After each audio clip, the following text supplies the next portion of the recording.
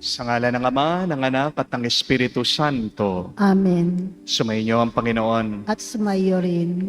Mga kapatid, ating pong pinagdiriwang ngayon ang kapistahan ng Assumption, ang pag-akyat ni Maria sa kalangitan. Hindi niya inakyat ang kanyang sarili, siya'y inakyat ng Diyos. Imposible man, pero walang imposible pagdating sa Panginoon. At tayo din, umaasa tayo na makauwi tayo sa langit kasama ng ating mahal na ina, si Maria. At para tayong lahat ay makitang karapat-dapat makatanggap sa banal na misteryo, tayo magpakumbaba, hilingin natin muli ang kanyang awa. Inaamin ko Sa makapangyarihang Diyos at sa inyo mga kapatid, na lubha akong nagkasala sa isip, sa salita, sa gawa at sa aking pagkukulang. Kaya isinasamo ko sa mahal na Birheng Maria, sa lahat ng mga anghel at mga banal, at sa inyo mga kapatid, na ako'y panalangin sa Panginoong ating Diyos. kawan tayo na makapangyarihang Diyos, patawarin tayo sa ating mga kasalanan, at patnubayan tayo sa buhay na walang hanggan. Amen. Panginoon, kaawaan mo kami. Panginoon, kaawaan mo kami. Kristo, kaawaan mo kami. Kristo, kaawaan mo kami. Panginoon, kaawaan mo kami. Panginoon, kaawaan mo kami. Gloria in excelsis Deo.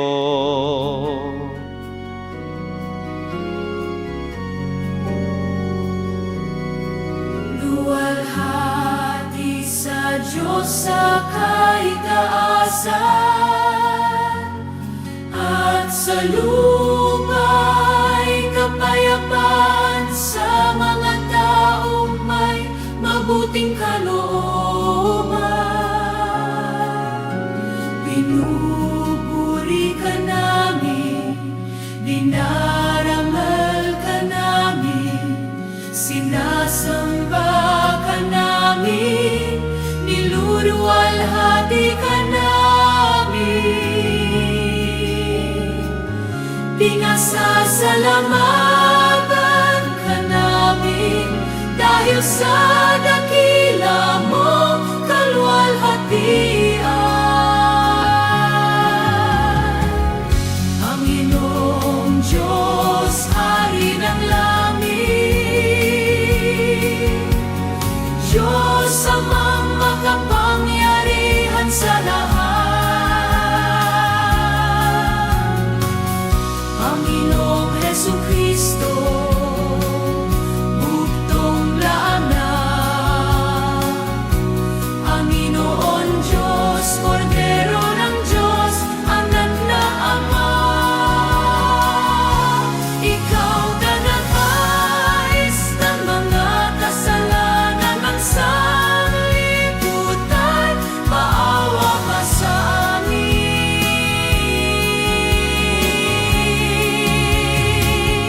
Tanggapin mo ang aming kahilingan, ikaw na naluluklok sa kanan ng Ama. Maawa ka sa amin, sapagkat ikaw lamang ang banal, ikaw lamang ang Panginoon, ikaw lamang, O Hesukristo, kasama ng Espiritu Santo sa kaluwalhatian ng Diyos Ama.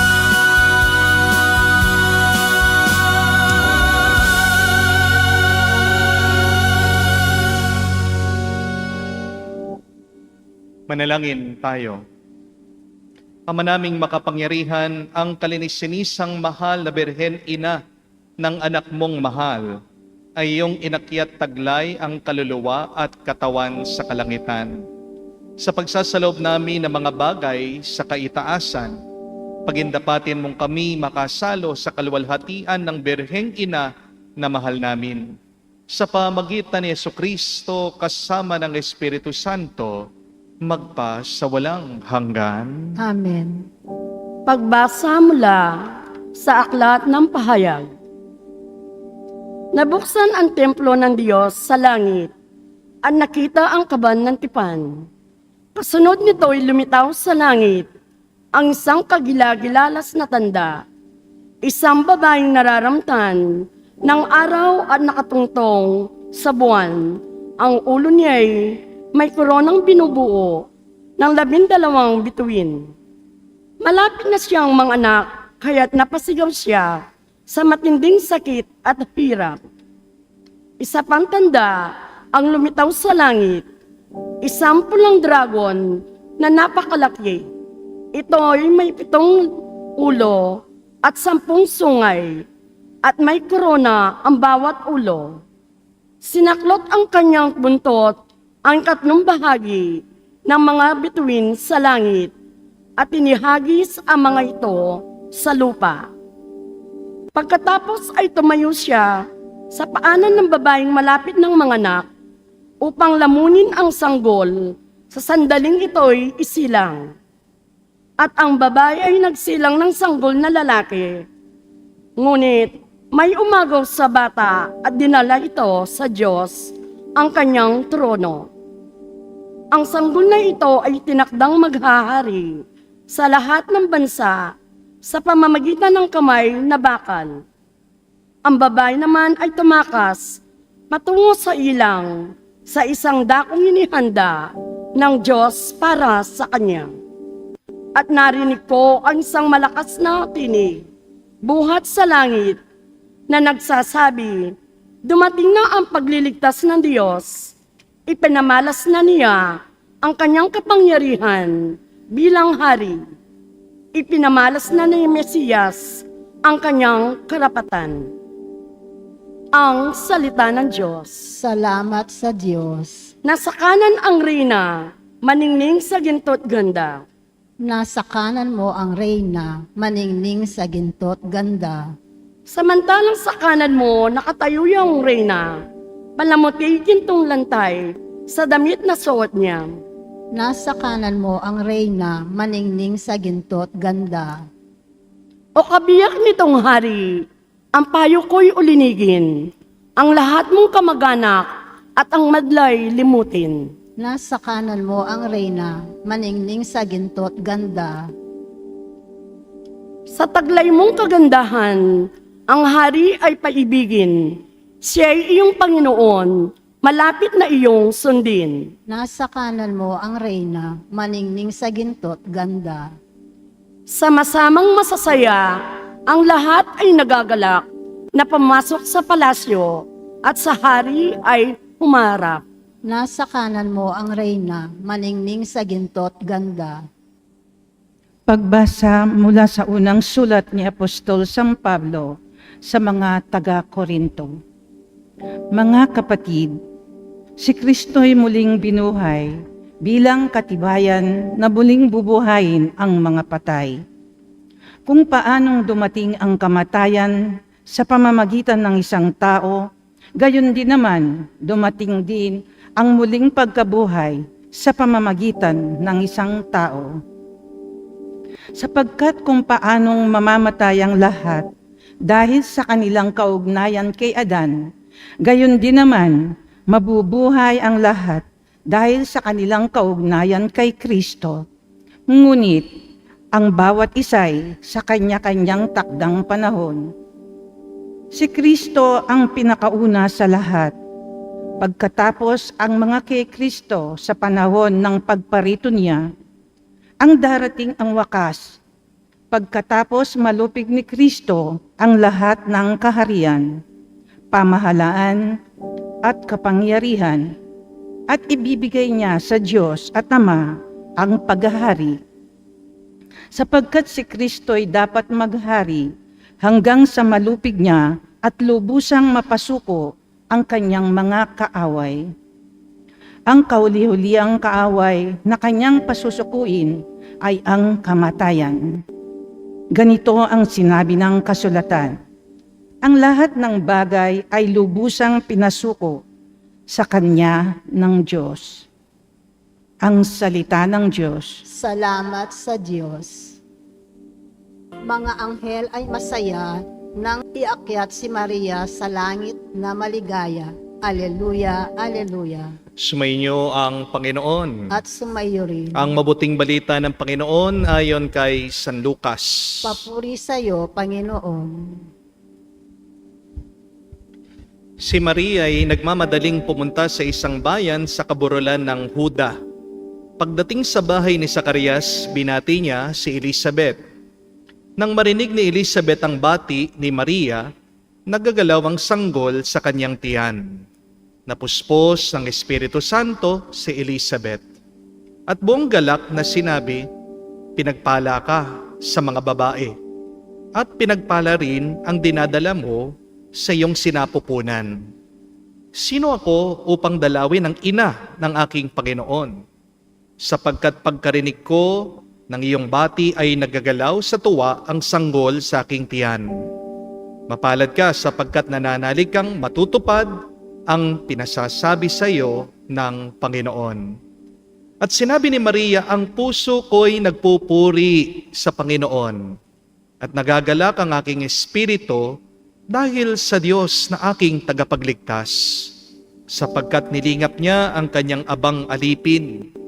At mula ngayon ako'y tatawaging mapalad ng lahat ng salinlahi dahil sa mga dakilang bagay na ginawa sa akin ng makapangyarihan. Banal ang kanyang pangalan, kinahahabagan niya ang mga may takot sa kanya sa lahat ng salit-saling lahi. Pinakita niya ang lakas ng kanyang mga bisig. Pinangalat niya mga palalo ang isipan. Binagsak niya ang mga hari mula sa kanilang trono at tinaas ang mga nasa abang kalagayan. Binusog niya ng mabubuting bagay ang mga nagugutom at pinalayas niyang wala ni anuman ang mayayaman. Tinulungan niya ang kanyang bayang Israel bilang pagtupad sa pangako niya sa ating mga magulang, kay Abraham at sa kanyang lahi, magpakailanman. Tumira si Maria kina Elizabeth na may 3 buwan at saka umuwi. Mga kapatid, ang mabuting balita ng ating Panginoon. Pinupuri ka namin, Panginoong Heso Kristo. Magandang araw po muli sa inyong lahat. Pwede niyo po bang pakisabihan mga katabi niyo, God is good! Sobra-sobra. Palakpakan po natin ang Panginoon.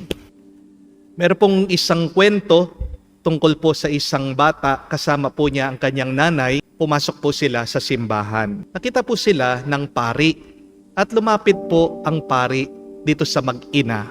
At tinanong po ng pari yung bata. Sabi niya, "Iho, gusto mo bang pumunta sa heaven?" Sumagot po yung bata. Sabi niya, "Hindi po." Nagulat po yung nanay ng bata. Sabi niya, "Bakit? Bakit anak? Ba't ayaw mong pumunta sa langit?" Sumagot po yung bata. Alam niya, sabi niya, "Nay, bakit ako pupunta sa langit? Wala naman po akong kakilala doon." Sabi niya. Oo nga naman po, no? May punto po yung bata. Di ba? Kahit na gaano pagkaganda-ganda ng isang lugar, hindi ka pupunta doon na wala kang kakilala. Amen? Kahit na barong-barong lang ang isang tahanan. Pero kung best friend mo naman yung nandoon, agad-agad pupunta ka. Hindi po ba? Bakit kaya merong mga iba sa atin ayaw pumunta sa langit? Kasi ang totoo, natatakot sa Diyos. Hindi po ba? Bakit tayo natatakot sa Diyos? Kasi alam natin, may kasalanan tayo sa Diyos. Pero mawawala ang takot natin sa Diyos kung kakilala lang natin ang Diyos. At pag nakilala natin ang Diyos, sino talaga ang Diyos? Siya'y mapagmahal, siya'y maawain, siya'y mapagpatawad. Ang mga santo, excited na pumunta sa langit. Bakit? Kasi mahal na mahal nila ang Diyos at alam ng mga banal na mahal sila ng Diyos. Yan ang kabanalan. Pagingilala, pagmamahal sa Diyos. Bakit ayaw ba nating pumunta sa langit? Sa langit, walang hirap, wala na pong lungkot doon. Pero kung meron mang isang dahilan, bakit meron tayong pagnanasa na makapunta sa langit? Ito ay dahil tinanim na ng Diyos ang langit sa ating mga puso. Hindi niyo po ba napansin, kahit na anong gawin natin dito sa mundo, palaging may kulang. Hindi po ba? Palaging merong lungkot, palaging merong problema. Pero ang langit, yan ang tunay nating uuwian at diyan mapupuno, magiging kompleto lahat ng buhay natin. Para po sa ating mga Kristiyano, ang langit ay tahanan talaga natin. At nandoon si Kristo, sabi nga niya, kung alam niyo po ang mga ebanghelyo, naghanda na siya ng matitirhan natin. Naghanda siya ng mga silid para sa atin. Nasa langit na yung mga naunang naniwala, naunang nanampalataya sa atin. Namimiss mo yung asawa mo, yung mga magulang mo, mga minamahal mo sa buhay. Nasa langit sila. Yan ang pag-asa natin na darating ang araw, tayo'y magkikita-kita. Amen? Kaya, kung meron man pong nawala, minamahal natin, hindi naman pong masakit na goodbye yan Pero sa taong may pananampalataya, ang kamatayan ay isang pag-uwi sa kalangitan. Amen? Remember that. If you have faith, death is not a goodbye forever, but death is a see you later at home in heaven. At ito pong unang pinapahayag ng piyesta po ng Assumption. The Assumption reminds us that heaven is our true home. Ang Assumption po ay hindi lamang tungkol sa kung saan napunta si Maria. Ito din po ay tungkol sa kung saan tayo tinatawag na pumunta ng Diyos. Sabi po ni San Pablo, our citizenship is in heaven. Napakaganda po ng salitang yon, citizenship. Ibig sabihin, nakatira tayo ngayon dito sa mundo, pero hindi ito ang permanente nating tahanan. We are living on this earth, but we belong to heaven. Problema lang po, minsan, masyado tayong komportable dito sa mundo. Hindi po ba? Para tayong guest sa hotel. Pero, nagpagawa naman tayo ng built-in cabinet. Imagine niyo po, nag-check-in ka sa isang resort ng 2 araw lang. Pagkatapos, pinapunta mo yung mga manggagawa, pinapintura mo yung kwarto ng resort, pinapalit mo yung mga tiles, bumili ka ng malaking ref, dinala mo lahat ng mga damit mo.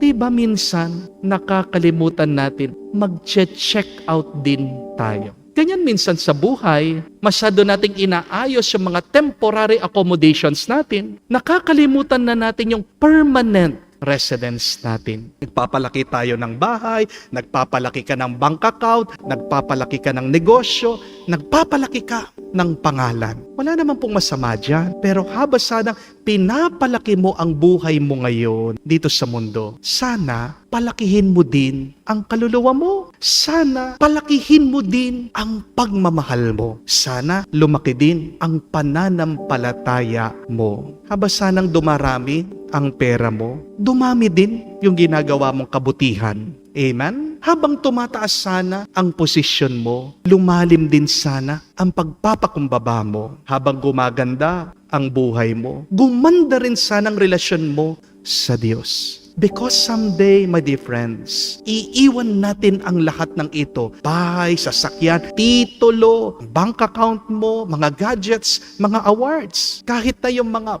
password mo, mga picture mo, all will eventually leave them behind. Pero, sino ba tayo ngayon? Yan ang ating dadalhin. Yan ang haharap sa Diyos pagdating ng araw. Kaya hindi po sinasabi ng Assumption, huwag nating mahalin ang buhay na ito. Ang sinasabi po ng Assumption, huwag mong gawing langit ang mundo na hindi naman langit.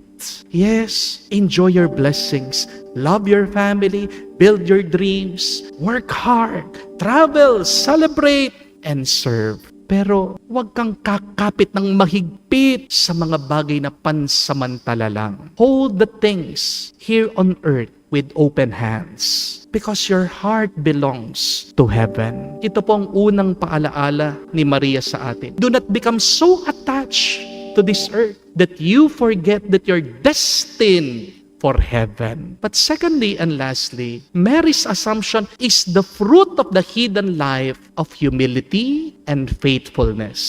Sino po ang tinataas ng Diyos sa langit? Ang mga mapagkumbaba, ang mga nagtitiwala sa Kanya. Tandaan niyo po ito. Ang pinakamalayong lumilipad na pana ay siya po yung hinahatak na malayo paatras.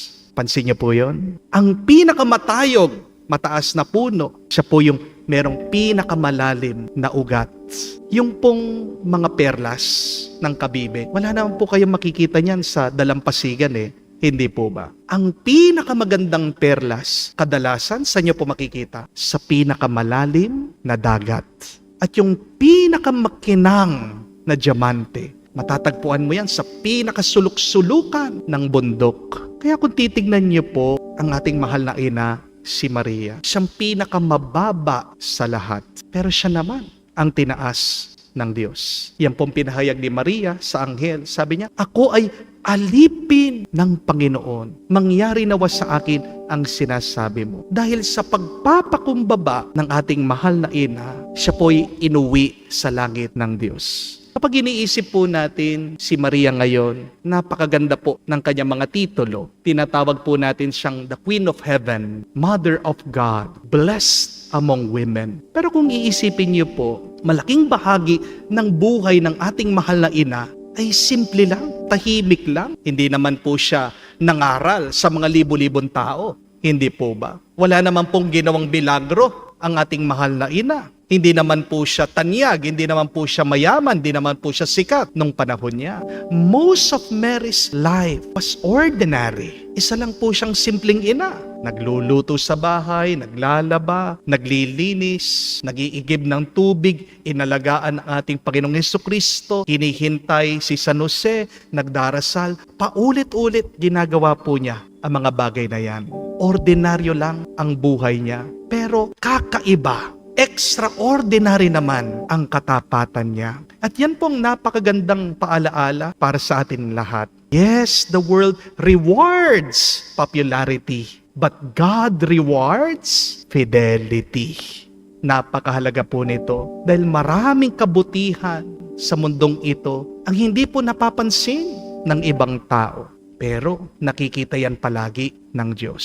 Meron po mga nanay nagigising madaling araw para maghanda ng baon para sa kanilang mga anak. Wala namang pumapalakpak sa kanila. Meron po mga tatay pagod na pagod sa pagtatrabaho pero pumapasok pa rin sila kasi kailangan nilang buhayin ang kanilang mga pamilya. Wala naman pong medalya na binibigay sa mga tatay. Di po ba? Meron pong mga anak silang nag-aalaga sa mga matatanda, may sakit nilang magulang. Pero wala naman pong Facebook post o balita tungkol sa kanila. Meron pong mga asawa tahimik na nagpapatawad, nagdarasal, nagsisikap para sa kanilang mga pamilya. Wala naman pong nagbibigay ng certificate sa kanila. Marami pong mga volunteer ng simbahan. Maagang dumarating, huling umuuwi, silang gumagastos sa lahat, nagdo-donate pa sila sa parokya. Madalas, wala naman silang sweldo. Hindi po ba? Pero mga kapatid, God sees all of these good things that are happening. Nakikita ng Diyos ang pagod na hindi mo pinapakita. Nakikita ng Diyos ang luha mo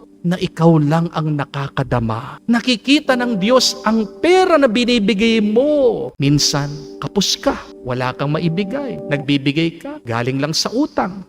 Nakikita niya mga pagkakataon na kung saan pinipili mong manahimik na lang kaysa sa makipag-away. Nakikita ng Diyos, naririnig niya ang mga dasal mo na walang ibang nakakakita o nakakarinig. Nakikita ng Diyos ang kabutihang ginagawa mo na madalas hindi pinapasalamatan. Remember this, my dear friends, that heaven keeps record of all of the good things that earth never applauds. Kaya huwag kang malungkot kung wala man nakakapansin sa kabutihan mo. Huwag kang titigil dahil walang nakaka-appreciate sa'yo. Dahil darating ang araw, mamumunga ang tahimik mong katapatan at ang tawag natin sa gantimpalang yan ay langit. Remember, man rewards what is visible, but God rewards the humble and the faithful. So be like Mary, continue to be humble, continue to be faithful until the end. Magdasal po tayo sa banal na misang ito. Naway, ang katotohanan, ang ating pananampalataya, ang assumption, ang magpalakas ng loob sa atin kapag tayo nanghihina na at nalulungkot sa buhay. Tandaan nyo, uuwi tayo ng Diyos sa mas magandang kalagayan na kung saan mararanasan natin ang pagmamahal na walang hanggan. Pagpatuloy mo lang ang iyong pagpapakumbaba, ang iyong katapatan, kahit na walang nakakakita, dahil ang Diyos, siyang nakakakita ng lahat. At ang Panginoon na nakikita ang lihim mong katapatan at kabutihan, gagantimpalaan ka niya, ibibigay niya sa iyo ang langit, kamuka ng binigay niya kay Maria. Patulong po tayo sa ating mahal na ina. Sabihin natin, Mariyang inakyat ng Diyos sa kalangitan. Ipanalangin mo kami ngayon at magpa-kailanman. Amen. Tumayo po tayo. Ipahayag po natin ang ating pananampalataya. Sumasampalataya ako Sa Diyos, amang makapangyarihan sa lahat, na may gawa ng langit at lupa. Sumasampalataya naman ako kay Hesukristo, iisang anak ng Diyos, Panginoon nating lahat. Nagkatawang tao siya, lalang ng Espiritu Santo, ipinanganak ni Santa Mariang Birhen, pinagpakasakit ni Poncio Pilato, ipinako sa krus, namatay, inilibing, nanaog sa kinaroroonan ng mga yumao, nang may ikatlong araw, nabuhay na maguli, umakyat sa langit, naluklok sa kanan ng Diyos amang makapangyarihan sa lahat. Doon magmumula, paririto at maghuhukom sa mga nabubuhay at na mga nangamatay na tao. Sumasampalataya naman ako sa Diyos, Espiritu Santo, sa banal na simbahang katolika, sa kasamahan ng mga banal, sa kapatawaran ng mga kasalanan, sa pagkabuhay na muli ng mga namatay na tao, at sa buhay na walang hanggan. Amen. Inakyat ang katawan at kaluluwa sa kaluwalhatian, nagniningning si Maria bilang isang dakilang tanda ng ating walang hanggang hinaharap bilang simbahan. Bilang mga nananampalataya, patuloy pa ring naglalakbay patungo sa kaharian ng langit, ihatid nating kasama ni Maria ang ating mga panalangin sa Diyos na ating Ama. Ating sabihin, Panginoon, dinggin mo kami. Panginoon, dinggin mo kami. Bilang isang simbahan, naway asamin natin ang muling pagkabuhay na ipinangako ng ating Panginoon. Manalangin tayo sa Panginoon. Panginoon, dinggin mo kami. Ang mga namumuno sa mundo, naway maging mga kasangkapan ng kapayapaan sa mga bansa. Manalangin tayo sa Panginoon. Panginoon, dinggin mo kami. Ang mga Kristiyano, naway makatagpo ng pagkakaisa sa paglapit kay Maria, ang abang lingkod na itinaas sa kaluwalhatian. Manalangin tayo sa Panginoon. Panginoon, dinggin mo kami. Sa katahimikan po ng ating puso, sabihin natin sa Diyos ang ating mga personal na pangangailangan. Panginoon ng langit at lupa, nakakarating sa iyo ang aming mga panalangin sa tulong ng aming niluwalhating ina, ang unang mananampalatayang nakibahagi sa kaluwalhatian ng kanyang matagumpay na anak na si Hesukristo, nabubuhay at naghahari magpa sa walang hanggan. Amen. Manalangin kayo mga kapatid para ang ating mga paghahain ay kalugdan ng Diyos amang makapangyarihan.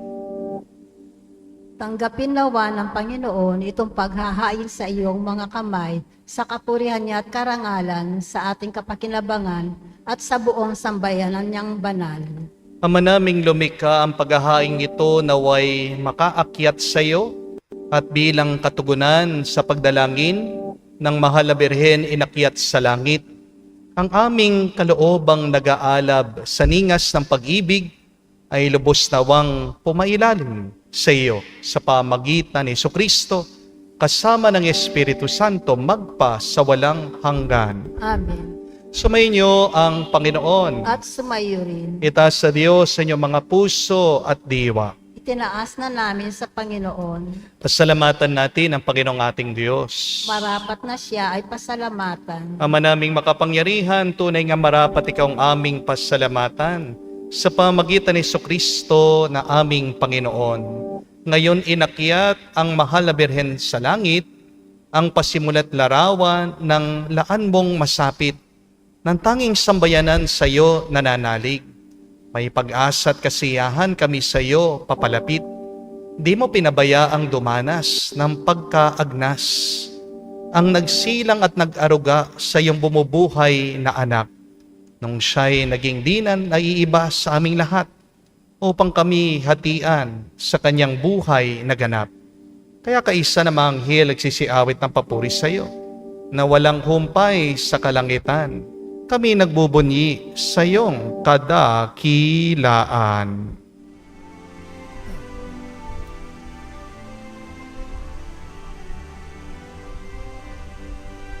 Santo, Santo, Santo, Panginoong Diyos ng mga hukbo, napupuno ang langit at lupa ng kadakilaan mo. Hosana, Hosana, sa kaitaasan, pinagpala ang naparirito sa ngalan ng Panginoon. Hosana, Hosana, sa kaitaasan. Hosana, Hosana, sa kaitaasan.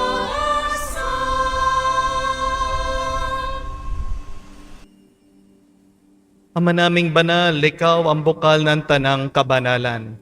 Kaya't sa pamagitan ng iyong Espiritu, gawin mong banal ang mga kaloob na ito upang para sa amin maging katawan at dugo ng aming Panginoong Heso Kristo. Bago niya pinagtiis ang pusang loob na maging handog, hinawakan niya ang tinapay, pinasalamatan kanya. Pinaghati-hati niya iyon, inabot sa kanya malagad at sinabi, "Tanggapin ninyong lahat ito at kanin. Itong aking katawan na ihahandog para sa inyo."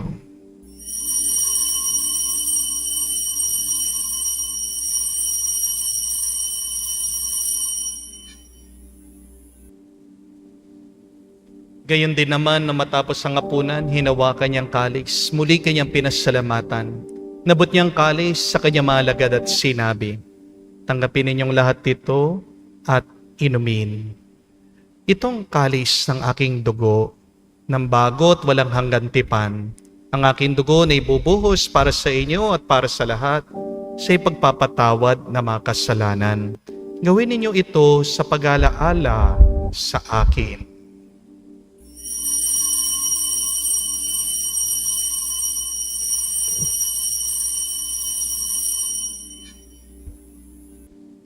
Ang misteryo ng pananampalataya.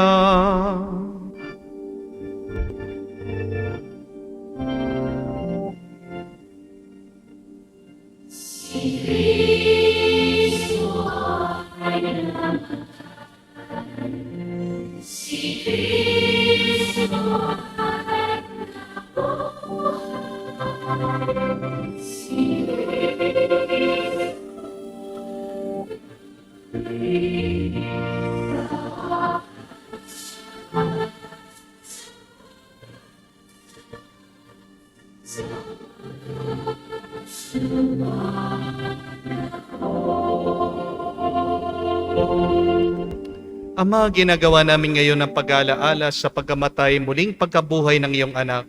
Kaya tinialay namin sa iyong tinapay nagbibigay buhay at ang kalis na nagkakalob ng kaligtasan. Kami nagpapasalamat dahil kami iyong minarapat na tumayo sa harap mo para maglingkod sa iyo. Sinasamo namin kami magsalo-salo sa katawan at dugo ni Kristo ay mabuklod sa pagkakaisa sa pamagitan ng Espiritu Santo. Ama, lingapin mong iyong simbahan, laganap sa buong daigdig. puspusin mo kami sa pag-ibig.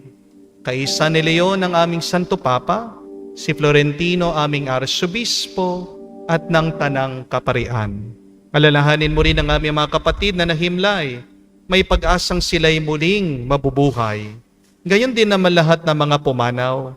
Kawan mo't sila't patuloyin sa iyong kaliwanagan. Kawan mo't pagindapatin kaming lahat, makasalo sa iyong buhay na walang wakas. Kaisa na mahal na Birhen Maria, Ina ng Diyos, kaisa ni San Jose ang kanyang maluwalhating esposo, kaisa na mga apostol at lahat ng mga banal na namuhay dito sa daigdig na kalugod-lugod sa iyo, may pagdiwang nawa namin ang pagpupuri sa ikararangal mo sa pamagitan ng iyong anak aming Panginoong Heso Kristo. Sa pamamagitan ni Kristo, kasama niya at sa Kanya, ang lahat ng parangal at papuri ay sa iyo, Diyos Ama, makapangyarihan, kasama ng Espiritu Santo, magpasawalang hanggan. Amen. Amen. Amen.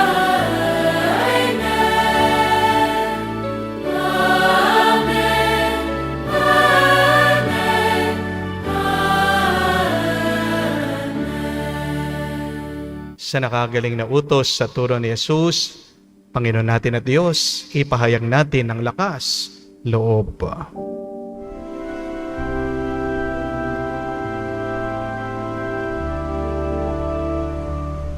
Ama namin, sumasalangit ka, sambahin ang ngalan mo, mapasa amin ang kaharian mo, sundin ang loob mo dito sa lupa para nang sa langit. Bigyan mo kami ngayon ng aming kakanin sa araw-araw, at patawarin mo kami sa aming mga sala para ng pagpapatawad namin sa nagkakasala sa amin. At huwag mo kami ipahintulot sa tukso, at iadya mo kami sa lahat ng masama. Hinihiling namin kami adya sa lahat ng masama, pagkalooban ng kapayapaan araw-araw, ligtas sa kasalanan, ilayo sa lahat ng kapamakan, samantalang aming pinanabikan ang dakilang araw ng pagpapahayag ng tagapagligtas naming si Heso Kristo. Sapagkat iyo ang kaharian at ang kapangyarihan at ang kapurihan magpakailanman. Amen. Panginoong Heso Kristo, sinabi mo sa mga apostol, kapayapaan ang iniiwan ko sa inyo, ang aking kapayapaan binibigay ko sa inyo. Tunghayan mo ang aming pananampalataya, huwag ang aming pagkakasala. Pagkalooban mo kami ng kapayapaan at pagkakaisa ayon sa iyong kalooban, kasama ng Espiritu Santo magpa sa walang hanggan. Amen. Kapayapaan ng Panginoon ay laging sumainyo. At sumaiyo rin. Magbigayan po tayo ng kapayapaan sa bawat isa. Peace with you po. Kapayapaan po sa inyong lahat.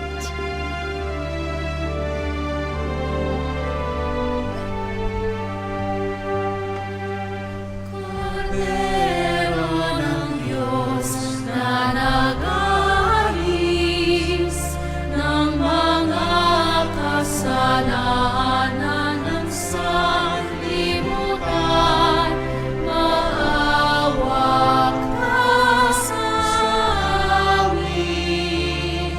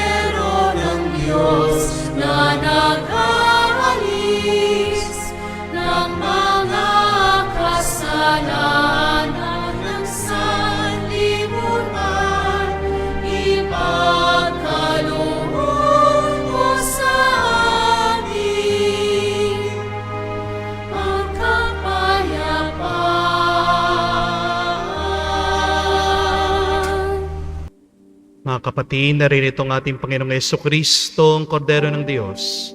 Siya nag-aalis sa mga kasalanan ng sanlibutan. Mapalad tayong lumalapit sa piging ng Kordero. Panginoon, hindi ako karapat-dapat na magpatuloy sa iyo, ngunit sa isang salita mo lamang ay gagaling na ako.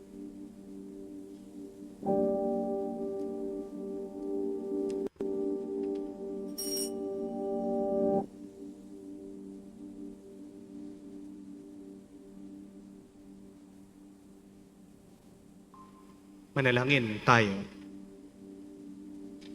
Ama namin mapagmahal, ngayon aming nang napagsaluhan ng banal na pakikinabang, ipagkaloob mong kami maluwalhati ang makarating sa pagkabuhay, pakundangan, sa pagdalangin ng mahal na Birhen Maria, inakyat sa kalangitan. Sa pamagitan ni Jesucristo kasama ng Espiritu Santo, magpa sa walang hanggan. Amen. Inanyayaan ko po kayo na ilagay ang inyong mga kanang kamay sa inyong mga dibdib at sabay-sabay po nating dasalin the miraculous prayer of Padre Pio for the quick recovery and healing of the sick. Heavenly Father, I thank you for loving me. I thank you for sending your Son, our Lord Jesus Christ, to the world to save and to set me free. I trust in your power and grace that sustain and restore me. Loving Father, touch me now with your healing hands. For I believe that your will is for me to be well in mind, body, soul, and spirit. Cover me with the most precious blood of your Son, our Lord Jesus Christ, from the top of my head to the soles of my feet. Cast out anything that should not be in me. Root out any unhealthy and abnormal cells. Open any blocked arteries or veins, and rebuild and replenish any damaged areas.